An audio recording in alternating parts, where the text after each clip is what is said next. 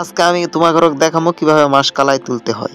তো সর্বপ্রথমে আমি এটা দেখার জন্যই তো চলে আসি নদীর পাড়ত। নদীর পাড়ত আসেই তো ভিডিও করা শুরু করেছি। এই দেখো জুম করে তোমাকে মাসকালাই দেখাচ্ছি।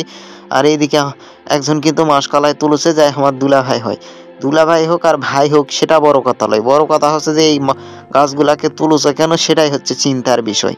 তো অনেকক্ষণ দাঁড়িয়ে থেকে গবেষণা করার পরে চিন্তা করলাম যে এলা পাকার কারণেই তুলেছে, আসলে এই অপরাধ পাকিছে তাই।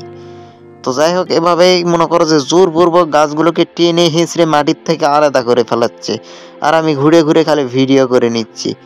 এর কারণটা কি কেউ জানে না, আমি নিজেও মোস্তাকিন হাসানও জানি না। নিশ্চয় ইয়াসে তাজিম কিন্তু এর কারণটা বললে বলতেও পারে।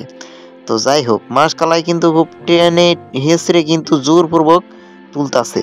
আসলে এরকম জোর করে তোলা কিন্তু উচিত, কারণ এরা পেকে গিয়েছে। তো মাসকালার ডাল ভর্তা খাওয়ার জন্য ভিডিও থোঁকা হোক, লাইক করে হাঙ্গে বাইক চলে আসুন।